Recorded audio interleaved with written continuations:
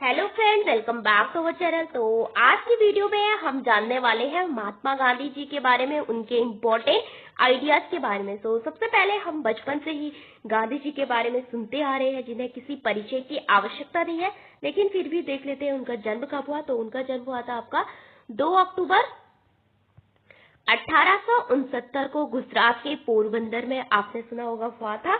उसके बाद उनकी हत्या कब हुई थी? 30 जनवरी 1948 को उनकी हत्या की जाती है गोली मारकर। किसके द्वारा? नाथूराम गॉडसे के द्वारा, जिसको शहीद दिवस के रूप में भी हम जानते हैं भारत की आजादी के बाद।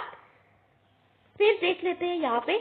महात्मा गांधी जी का टाइम पीरियड 1869 से 1948 के बीच रहा। इस बीच उन्होंने भारत की आजादी के लिए बहुत सारे पूरे मास मूवमेंट को लीड किया था, और उनका जो पूरा नाम था वो था मोहनदास करमचंद गांधी। मोहनदास करमचंद गांधी उनका फुल नेम था, तो उनको महात्मा गांधी के रूप में भी हम जानते हैं। दूसरा, हम सभी जानते हैं कि 1893 से 1914 तक जो गांधी जी थे, कहाँ पे रहे? आपके साउथ अफ्रीका में रहे। साउथ अफ्रीका में रंगभेद यानी स्किन कलर के आधार पे, गोरे काले के आधार पे ब्रिटिशों के द्वारा भेदभाव किया जाता था, यानी रंगभेद के आधार पे रेशियल डिस्क्रिमिनेशन होता था। गांधी जी ने इस भेदभाव के खिलाफ लंबी लड़ाई लड़ी, तो कई बार उन्हें भेदभाव का सामना करना पड़ा। कहाँ पे? साउथ अफ्रीका में। आपने देखा होगा ट्रेन से उनको उतारा गया था इस तरह से। एक मूवी है, उसका नाम है आपका गांधी, रिचर्ड एटनबर्ग के द्वारा वो बनाई गई है। वहां पे आपको उस समय की जो परिस्थितियां थी साउथ अफ्रीका में रंगभेद के खिलाफ, किस तरह से गांधी जी लड़ते हैं, किस तरह से उनको ट्रेन से निकाला जाता है, और ब्रिटेन की जो नीतियां थी उस समय, भारत का जो किसानों का शोषण हो रहा था, कांग्रेस की जो नीतियां थी। तो यहाँ पे आपको सिर्फ गांधी जी नहीं बल्कि उस समय की परिस्थितियों के बारे में भी जानने को मिलेगा। तो सर्च करना गांधी मूवी, उसको देखना। दूसरा, हम सभी जानते हैं कि 9 जनवरी 1915 को महात्मा गांधी जी साउथ अफ्रीका से भारत लौटे थे। साउथ अफ्रीका में रहे वो लंबे समय तक। यहाँ वहां पे उन्होंने सत्याग्रह को लीड किया और रंगभेद के खिलाफ आपका लड़ाई लड़ी थी। उसके बाद भारत आते हैं, इसको मनाया जाता है आपका प्रवासी भारतीय दिवस, यानी एनआरआई डे के रूप में भी हम इसको वर्तमान समय में मनाते हैं। फिर गांधी जी भारत में जो आजादी का आंदोलन था उसको लीड करते हैं। इससे पहले हमारा जो आंदोलन चल रहा था, आपने सुना होगा, कांग्रेस की स्थापना हुई थी 1885 में। उसके बाद 1907 में उसका विभाजन हो जाता है, 2 फेज में आपकी बढ़ जाती है। एक तरफ विचारों में विरोध हो जाता है, दोनों में विवाद हो जाता है। एक तरफ उदारवादी गुट जो बात करता है कि मॉडरेट जो लोग थे बात करते हैं कि हमें जो आजादी है आपकी मांग के मिलेगी, प्रार्थना पत्र देने से मिलेगी, आपका रिक्वेस्ट करने से मिलेगी, हमें संविधान में कुछ सीटें दे दीजिए अपनी विधानसभा में। इस तरह से उनकी जो मांगे थी। फिर जो एक्सट्रीमिस्ट यानी जो गर्मवादी लाल बाल पाल, आपने सुना होगा, वो जो नेता थे, उनका मानना था कि हमें जो आजादी है वो आपका हक है, आपको अपना हक हमेशा छीन के ही लेना पड़ता है, जिसके लिए मतलब बलिदान आपको देना होगा। तो गर्मवादियों की ये नीतियां थी। उसके बाद लखनऊ समझौता होता है 1915 में आपका। तो वहां पे उसके बाद गांधी जी इस मूवमेंट को लीड करते। तो इससे पहले जनता इतनी ज्यादा मात्रा में इसमें पार्टिसिपेट नहीं करती थी, यानी पीपल का जो रिप्रेजेंटेशन होता था बहुत कम होता था। लेकिन गांधी जी आप भारतीयों से आह्वान करते हैं कि आपको इस मूवमेंट में, इस आंदोलन में अपनी भागीदारी देनी होगी, चाहे वो युवा हो चाहे महिलाएं हो। तो इन्होंने भारत की स्वतंत्रता के संग्राम को एक क्या बना दिया था? मास मूवमेंट बना दिया था, यानी जनता भी उसमें भागीदारी करे बढ़ चढ़ के। ओके। फिर आता है गांधी जी एक कुशल रणनीतिकार थे। हम सभी जानते हैं कि उनकी जो नीतियां थी की और मनोवैज्ञानिक के रूप में भी हम उनको जाना जाता है। और यहाँ पे देख लेते हैं। उनके जो आइडियाज थे, उन्होंने कभी नहीं कहा कि ये आपका गांधीवाद है। तो वाद क्या होता है आपका? सपोज गांधी किसी व्यक्ति ने महात्मा गांधी जी को ले लेते, तो कोई थॉट दिया, तो जब इस थॉट को सपोर्ट करने के लिए सीरीज ऑफ थॉट आते हैं, यानी बहुत सारे लोग इसी विचार के से प्रभावित होकर अपने विचार देते हैं, तब बन जाता है ये विचारधारा। यानी जब सीरीज ऑफ थॉट किसी विचार को सपोर्ट करते हैं, वो बहुत सारे लोगों का वे ऑफ लाइफ बन जाता है। बहुत सारे लोग उस विचार के अकॉर्डिंग अपने आप को ढालते हैं, अपना जीवन जीते हैं, तो उसको कहा जाता है आपका विचारधारा, जिसको कहा जाता है वाद। गांधी जी ने कभी नहीं बोला कि उनके जो आइडिया थे वो गांधीवाद है। इसके अलावा उन्होंने अपने जीवन को बोला कि ये सत्य के साथ एक प्रयोग था, यानी एक एक्सपेरिमेंट था, किसके साथ? ट्रुथ के साथ। उनकी बुक आपने पढ़ी होगी कि उनकी जो ऑटोबायोग्राफी है, आत्मकथा 1927 में उन्होंने लिखी थी। तो जहाँ पे वो हर चीज के बारे में बताते हैं, अपने जीवन के बारे में बताते हैं, जीवन के संघर्षों, जो स्ट्रगल रहा उनका लाइफ के साथ, खुद के साथ, तो उसके बारे में बताते हैं। तो उन्होंने क्या बताया खुद कि जीवन को सत्य के साथ एक प्रयोग बताया। तो उन्हें राष्ट्रपिता कहना बिल्कुल उचित होगा। इसके अलावा जो बहुत सारे जो व्यक्ति थे गांधी जी के बारे में क्या कहते थे, तो सबसे पहले जान लेते हैं एक महान वैज्ञानिक, आपने सुना होगा एल्बर्ट आइंस्टीन के बारे में। तो वो जर्मनी से बिलोंग करते थे और बाद में हिटलर की जो तानाशाही थी वहां पे, तो उस कारण से यहूदियों पे अत्याचार हो रहा था। तो कहाँ चले जाते हैं? आपका यूएस चले जाते हैं, अमेरिका चले जाते हैं। तो वो कहते हैं कि आने वाली पीढ़ियां शायद ही विश्वास कर पाएगी कि उनके जैसा कोई व्यक्ति कभी हार्ड मास के साथ इस धरती पे चला था। तो एल्बर्ट आइंस्टीन ने कहा था कि हार्ड मास का एक पुतला इस धरती पे चला था। कैसे? मतलब इतना कमजोर होके भी बहुत सारे लोग उनके पीछे चल दिए और उनकी बात मानने लगे, अहिंसा के रास्ते पे चल दिए पूरी भारत की जो जनता थी। इसके अलावा उन्होंने उनकी तारीफ करते हुए क्या कहा कि लोगों को भरोसा नहीं होगा कि कैसे एक दुबला पतला मरियल सा एक व्यक्ति, जिन्होंने बिना हथियार से देश, मतलब बिना हथियार उठाए देश के लोगों से ये बोला कि आपको लड़ना है, वो भी बिना हथियार उठाए। अंग्रेजों से कैसे पूरा देश उनके पीछे आपका खड़ा हो गया। तो एल्बर्ट आइंस्टीन क्या कहते हैं कि आने वाली पीढ़ी आपका बहुत ही मतलब विश्वास नहीं कर पाएगी, कि शायद ही विश्वास कर पाएगी कि उनके जैसा कोई व्यक्ति जिसने बोला कि आपको बिना हथियार के लड़ना है और हिंसा से लड़ना है अंग्रेजों के खिलाफ। तो पूरी जनता उनके पीछे खड़ी हो जाती है। फिर 1944 में हमने कल ही आपका सुभाष चंद्र बोस जी की जयंती मनाई थी, जिसको पराक्रम दिवस के रूप में भी मनाया जाता है। तो सुभाष चंद्र बोस के द्वारा उनको राष्ट्रपिता कहा गया था। अब 1944 में हम सभी जानते हैं कि सुभाष चंद्र बोस क्या थे, आजाद हिंद सरकार बनी थी आपकी, उसके मेन लीडर थे। उसके बाद उन्होंने महात्मा गांधी जी को राष्ट्रपिता कहा था। तो 1915 में रविन्द्रनाथ टैगोर ने उनको महात्मा कहा था, तो महात्मा गांधी जी ने उनको गुरुदेव कहा था बाद में। तो ये हो गया कि ये 3 आइडिया हो गए। आप देख लेते हैं आगे। तो 1915 में ब्रिटिश सरकार ने उनको किसकी उपाधि दी थी? केसर हिंद। तो केसर हिंद की उपाधि दी जाती थी कि उस समय की भारत का गौरव है, अच्छा काम किया है उन्होंने। तो इस कारण से ब्रिटिश गवर्नमेंट उनको केसर हिंद की उपाधि देती है। लेकिन जब जलियांवाला बाग हत्याकांड होता है तो गांधी जी इस उपाधि को लौटा देते हैं कि नहीं चाहिए तुम्हारी ये उपाधि। तो बहुत सारा भारतीयों के साथ हमने मॉडर्न हिस्ट्री में पढ़ा था कि जलियांवाला बाग हत्याकांड क्या था, वैशाखी के दिन आपका हुआ था, जहाँ पे बहुत सारे लोगों को गोली मार दी गई थी, बहुत सारे लोग की हत्या की गई थी जनरल डायर के द्वारा। इसके बाद देख लेते हैं भारत में उनकी पहली सार्वजनिक उपस्थिति यानी कहाँ पे हुई थी? वो हुई थी BHU का जो इनॉग्रेशन हो रहा था, कहाँ पे? बनारस में। तो वहीं पे वो पहली बार मदन मोहन मालवीय से मिले थे। हम सभी जानते हैं कि BHU के जो संस्थापक थे वो मतलब मदन मोहन मालवीय। इसके अलावा आपने सुना होगा एनी बेसेंट के बारे में। तो वहां पे वो मदन मोहन मालवीय जी से भी मिले थे पहली बार।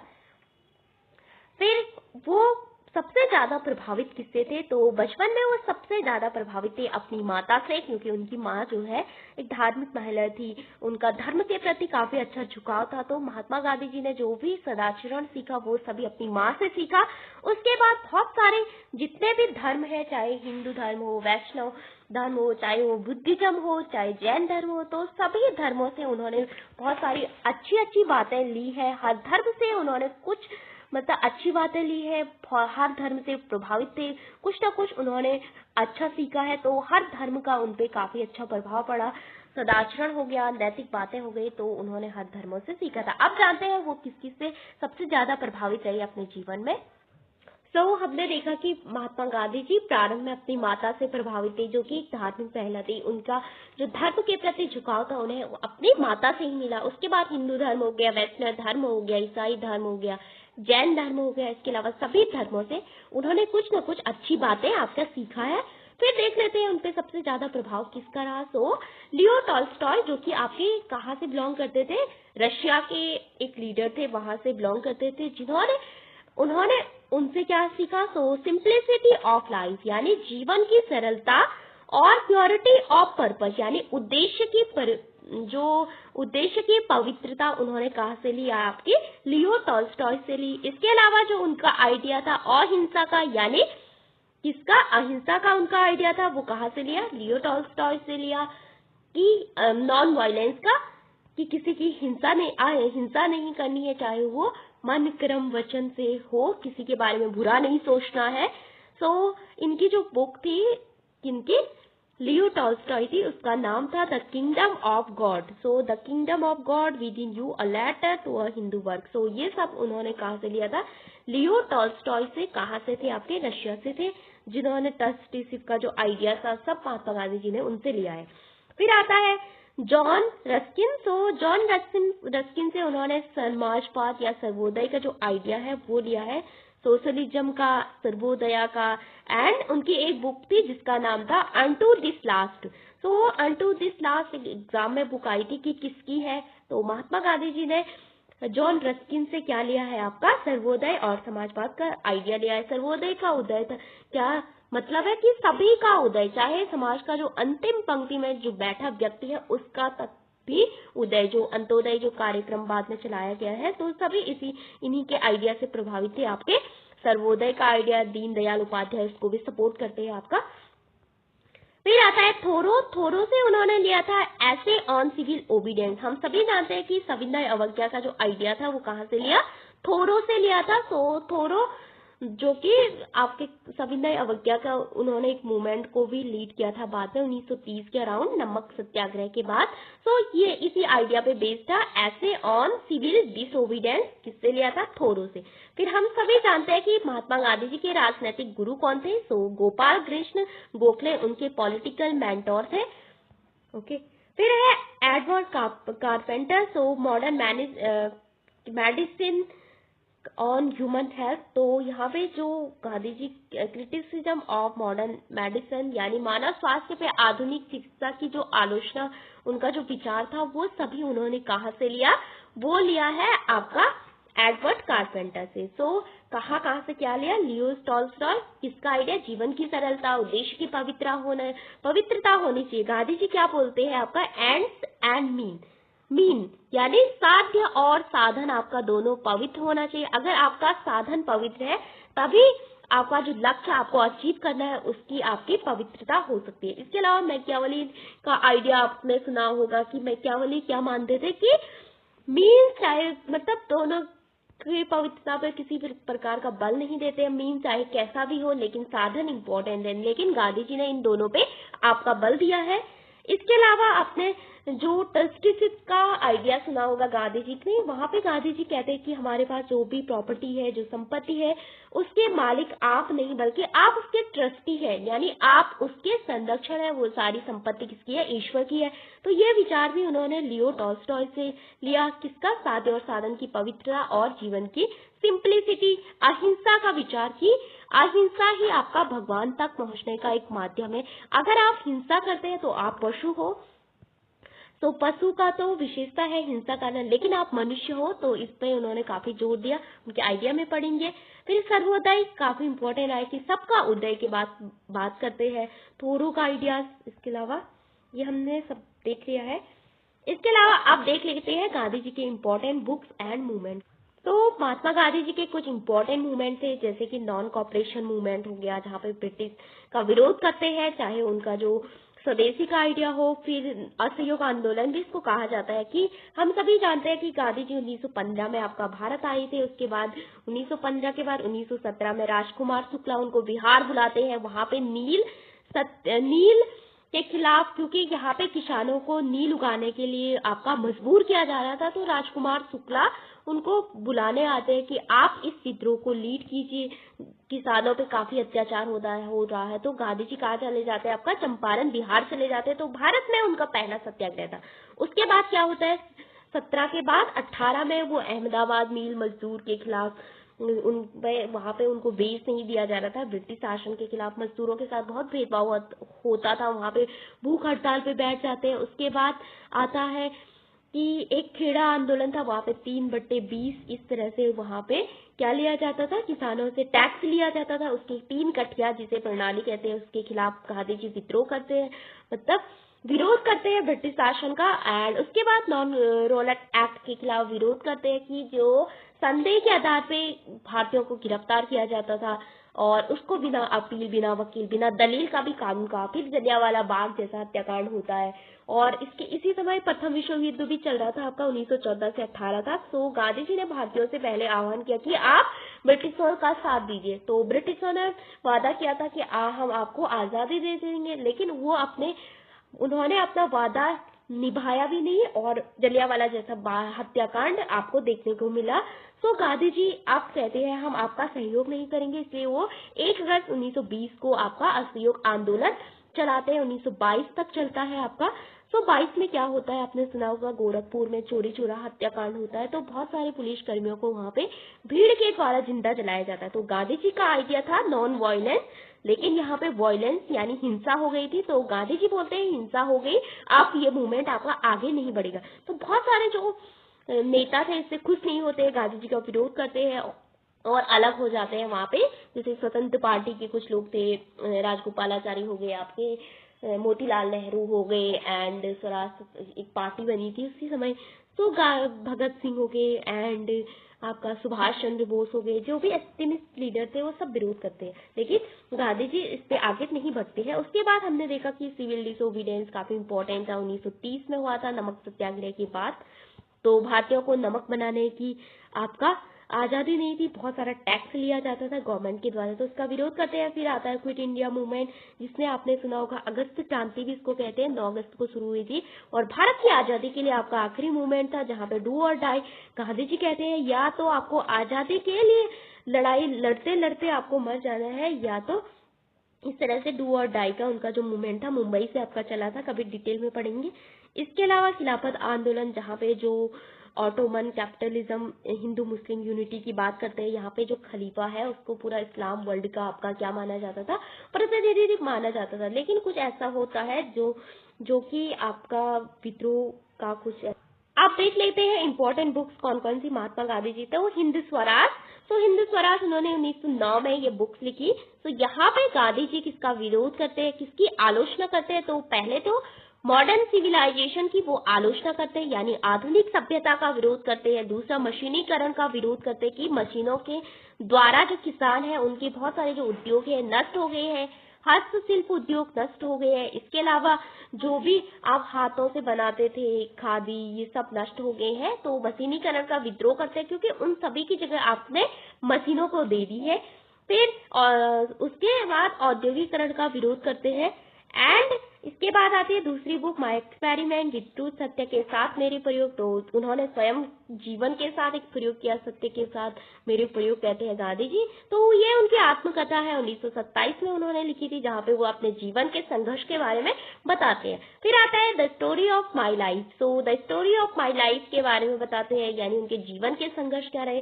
फिर सत्याग्रह इन साउथ अफ्रीका, तो हम सभी जानते हैं कि उन्होंने जो सत्याग्रह किया था पहली बार कहाँ पे किया था, साउथ अफ्रीका में किया था 1906 में। फिर भगवत गीता को ट्रांसलेट किया, की to help India of my dreams, बहुत सारी बुक्स हैं उनकी। फिर ये उनके कुछ इंपॉर्टेंट मूवमेंट थे। और अहिंसा, नॉन वायलेंस पे बल देते हैं गांधी जी। स्वराज, सेल्फ रूल पे बल देते हैं, यानी व्यक्ति का स्वयं पे आपका कंट्रोल होना चाहिए। स्वशासन का उनका जो आइडिया था वो क्या है, स्वयं पे कंट्रोल होना चाहिए। और जब आपका व्यक्तिगत स्तर पे सत्याग्रह होगा, व्यक्तिगत स्तर पे स्वराज की प्राप्ति होगी, तभी आप राज्य के स्तर पे, देश के स्तर पे, ग्राम के स्तर पे स्वराज की बात कर सकते हैं। तो सेल्फ कंट्रोल उन्होंने काफी इंपॉर्टेंट पाया। उदाहरण से समझ लेते हैं, चाहे दो व्यक्ति है वो आपस में लड़ाई झगड़ा करते हैं, लड़ाई झगड़ते हैं, लेकिन इनका जो विवाद है इसको सुलझाने के लिए आपको एक राज्य की आवश्यकता पड़ती है, एक सरकार की आवश्यकता पड़ती है, पुलिस की आवश्यकता पड़ती है, इनके बीच जो भी डिस्प्यूट है। लेकिन अगर इन दोनों का अपने आप पे सेल्फ कंट्रोल है, स्वयं पे कंट्रोल है, तो ये पहले तो अपना जो विवाद है उसको आपस में सुलझा लेंगे। इसके लिए किसी भी राज्य की आवश्यकता नहीं पड़ेगी। तो गांधी जी का मानना था कि पहले व्यक्ति का स्वयं पे कंट्रोल होना चाहिए। जब स्वयं पे कंट्रोल होगा तो सभी प्रकार के जितने विवाद है तो हम उसको आपस में सुलझा लेंगे। तो यहाँ पे किसी राज्य की आवश्यकता नहीं होगी, इसलिए उन्होंने राम राज्य का विचार दिया और राज्य विहीन समाज की बात करते हैं। और उन्होंने खुद को दार्शनिक अराजकतावादी भी बताया है, किसने, गांधी जी ने। तो सत्याग्रह सर्वोदय का इनका ये आइडिया हमने पा। तो ये गांधी जी के इम्पोर्टेंट मूवमेंट है। तो यहाँ पे मैंने ऑर्डर वाइज लिखे हैं। तो 1893 से 1914 तक साउथ अफ्रीका में रहे, रंगभेद की नीति के खिलाफ लड़ाई लड़ी, फिर प्रथम सत्याग्रह भी वहीं पे किया था। फिर 1909 में स्वराज बुक लिखी, मॉडर्न सिविलाइजेशन का क्रिटिसाइज करती है। 1915 में भारत आए। 1917 में आपका इंडिगो फार्मर मूवमेंट को लीड किया। फिर 1918 में अहमदाबाद मिल स्ट्राइक, लेबर राइट्स के लिए लड़े। और यहाँ पे फास्ट अनटू दैट यानी आमरण अनशन किया उन्होंने। 1918 में खेड़ा सत्याग्रह हुआ टैक्स के खिलाफ, जिसको 3 कठिया प्रणाली भी आपने सुना होगा। 3/20 आपका टैक्स लिया जाता था। और रौनक सत्याग्रह किया उन्होंने, ऑल इंडिया लेवल पे पहला सत्याग्रह था। चंपारण जो कि एक क्षेत्रीय लेवल पे था, ओनली बिहार तक सीमित था, लेकिन जो रौनक एक्ट था पूरे भारत में यानी ऑल इंडिया लेवल पे था। 1920-22 में नॉन कॉपरेशन मूवमेंट हुआ। 1921 में उन्होंने खादी का प्रमोशन करने की, जिससे आप खुद आत्मनिर्भर बन सके। 1924 में पहली बार उन्होंने कांग्रेस के किसी सेशन की अध्यक्षता की थी। बेलगांव में ये हुआ था, कर्नाटक में। फिर दांडी मार्च आया 1930 में, आपका सिविल डिसोबीडियंस हुआ, मास पार्टिसिपेशन, सभी ने यहाँ पे भाग लिया था सिविल डिसोबीडियंस में। बहुत सारी महिलाओं ने यहाँ पे पार्टिसिपेशन किया था, चाहे वो सरोजनी नायडू हो, सुचेता कृपलानी हो, इसके अलावा और भी लोग। फिर 1931 में गांधी इरविन पैक्ट होता है। फिर 1932 में गांधी जी, एक आपने सुना होगा राउंड टेबल कॉन्फ्रेंस चलती है ब्रिटेन में, तो एक ही बार गांधी जी वहां पे गए थे और तीनों सेशन में गए थे आपके डॉक्टर अंबेडकर। फिर आता है 1934 में हरिजन मूवमेंट और 32 में पूना पैक्ट भी हुआ था डॉक्टर अंबेडकर और गांधी जी के बीच। तो यहाँ पे जो अंबेडकर जी थे पृथक निर्वाचन की व्यवस्था कर रहे थे, लेकिन गांधी जी कहते थे कि इसके आधार पे जो है देश पृथक हो जाएगा, इसलिए उन्होंने पृथक निर्वाचन को सपोर्ट नहीं किया। लेकिन यहाँ पे से आपका जो आरक्षण की व्यवस्था है, उनके लिए ज्यादा सीटों की व्यवस्था है, तो यहीं से आपका सांप्रदायिक पंचायत भी इसको कहा जाता है। तो ये अंबेडकर जी का एग्रीमेंट था। ओके, फिर 1933 में उन्होंने हरिजन मूवमेंट किया था, अपलिफ्टमेंट और दलित के बारे में। इंडिविजुअल सत्याग्रह, जिसको विनोबा भावे ने बाद में लीड किया था। इसके बाद क्विट इंडिया मूवमेंट, आजादी के लिए अंतिम आंदोलन था, अगस्त क्रांति भी इसको कहा जाता है। फिर है communal harmony after partition, Gandhi ji जब भारत का विभाजन हुआ उसके बाद जब हम आजादी मना रहे थे 1915 अगस्त 1900, तो गांधी जी उस समय भारत में नहीं थे, बल्कि वो कलकत्ता में क्या कर रहे थे, दंगों को पीस बना रहे थे वहां पे और दंगों को शांत करने की कोशिश कर रहे थे। तो 30 जनवरी असैसिनेशन होता है गांधी जी का। तो प्रार्थना सभा से लौट रहे थे, तो वहां पे नाथुराम गॉडसे के द्वारा उनकी हत्या की जाती है। ये उनकी इंपॉर्टेंट बुक है, स्वराज हो गया आपका, छोटी सी बुक है, आपका 66 पेज है आपके यहाँ पे, बहुत कम। फिर आता है माई एक्सपेरिमेंट विथ ट्रुथ। फिर है कंस्ट्रक्टिव प्रोग्राम, बाद में उन्होंने कांग्रेस को छोड़ दिया था यानी इस्तीफा दे दिया था 1934 में कांग्रेस पार्टी से। बहुत सारे नेता इनकी नीतियों से खुश नहीं थे, तो गांधी जी का मानना था कि अगर लोग मेरी नीतियों से खुश नहीं है तो मैं ही इससे किनारा हो जाता हूँ। जैसे आपने सुना होगा सुभाष चंद्र बोस, इनके बीच विवाद वो भी हुआ था आपका, त्रिपुरी एक शासन था उसको लेके। फिर आता है आपका कंस्ट्रक्टिव प्रोग्राम, सत्याग्रह इन साउथ अफ्रीका। ये यहाँ पे महात्मा गांधी जी के कुछ इंपॉर्टेंट आइडिया है, तो आइडियाज हम उनके अगले वीडियो में पढ़ेंगे। ये महात्मा गांधी जी के यहाँ पे इंपॉर्टेंट न्यूज़पेपर है, चाहे वो इंडियन ओपिनियन की बात करें, सो इंडियन भारतीयों का क्या ओपिनियन है, तो ये साउथ अफ्रीका में उन्होंने लाया था 1903 में। सो यहाँ पे बात करता है जो भारतीयों की उनकी आवाज है उसका प्रतिनिधित्व करता है। उसके बाद यंग इंडिया, जिसको लाला लाजपत राय ने निकाला था, लेकिन बाद में गांधी जी उनके एडिटर बन जाते हैं, आपका संपादक बनते हैं। फिर नवजीवन उनका काफी इंपॉर्टेंट न्यूज़पेपर है। हरिजन बंधु, हरिजन सेवक, ये सारे गांधी जी के आपका न्यूज़पेपर है। इंडियन ओपिनियन काफी इंपॉर्टेंट है, साउथ अफ्रीका में चला था। उसके बाद आता है 1893 भारत आए, ये हमने देख लिया। 1893 साउथ अफ्रीका गए थे। ओके, तो वहां पे रेशियल डिस्क्रिमिनेशन के खिलाफ उन्होंने लड़ी। फिर 1894 में उन्होंने क्या किया था, आपका नटाल इंडियन कांग्रेस की स्थापना की थी। कहाँ पे, साउथ अफ्रीका में। सो वहां पे उन्होंने फिनिक्स आश्रम बनाया था, कोचरब आश्रम, ये सभी वहां पे बनाए थे। टॉल्स्टॉय फॉर्म बनाया था 1910 में, और प्रथम सत्याग्रह भी वहीं पे किया था 1910 में, ये टॉल्स्टॉय फॉर्म बनाया था।